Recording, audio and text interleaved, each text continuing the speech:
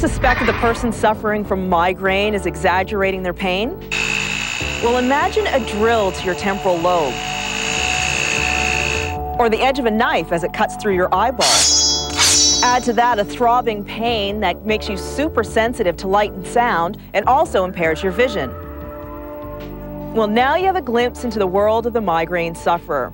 Misunderstood and misdiagnosed for centuries, migraine is actually a brain disorder. Valerie South is the author of a book on migraine and a registered nurse. She struggled with the condition for 20 years. It seems to me the term migraine is a bit of a misused term. What distinguishes a migraine from an intense headache? A lot of people think of migraine as just another name for a headache or a bad headache, when in fact it's an actual neurological disorder unto itself. And the symptoms of migraine can include head pain, nausea, vomiting, so bad that a person's wiped out and unable to continue on with their day. Now, we know millions of people suffer from migraine. Do we know what causes it? We know a lot about the biological nature of migraine, much more so in the last 10 or 15 years than ever before.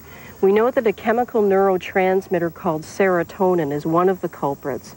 We know that migraine pain comes from the vascular pain, so it's from distended and inflamed blood vessels that become pain sensitive and they press on nerve endings within the brain. What we don't know is how to cure it exactly. Although much about the condition of migraine remains a mystery, managing them is not. And it all begins with an ounce of prevention. I know when I'm having a migraine attack, I almost can't treat myself. I feel so debilitated. What are the options that are out there? I think the best treatment for migraine actually starts before attack even occurs.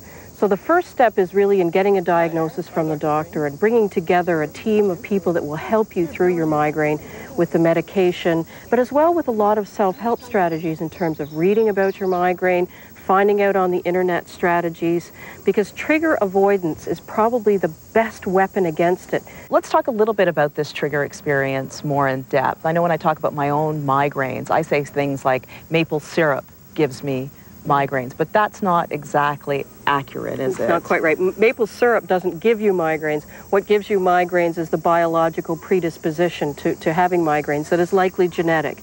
It was likely passed to you from a mother or a grandmother in the family. And because you have the wiring that makes you a migraine sufferer, exposure to both internal and external factors can set an attack off. Foods such as chocolate, red wine, and aged cheeses are common triggers to the symptoms of migraine. I think that a lot of people look very long and hard at food, and I'm not discouraging people from doing that, but I think sometimes we miss the boat in realizing that missed meals is one of the common ones, as opposed to what you eat, it's not eating, and low blood sugar and irregular meal patterns and not taking care of yourself is a huge You say one. that now as I haven't had lunch and I'm feeling really hungry, but continue.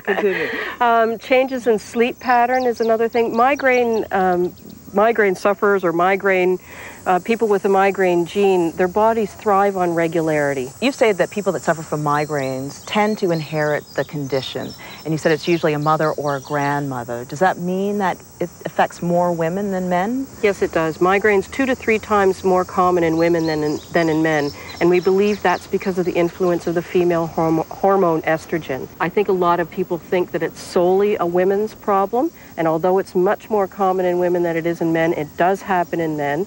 It also happens in children, so it's not an adult, stressed out, new age problem. So I think if I had to pull out the most important fact for me from your book, I think it's in the area of prevention, and I think that's what I've experienced with my own migraines. Is that the key really to managing it, is prevention? I think so. Recognition and trying to prevent the onset of an attack probably go much farther than trying to catch up with things after the fact. I think Grandma said an ounce of prevention's worth a pound of cure, and I think that's the case in migraine as well. Here are some tips to consider when learning to live with migraine. Keep a migraine diary. Try to avoid, if you can, any known triggers. Balance exercise with rest. Optimize your physical and emotional health. And get involved. Share tips with other migraine sufferers.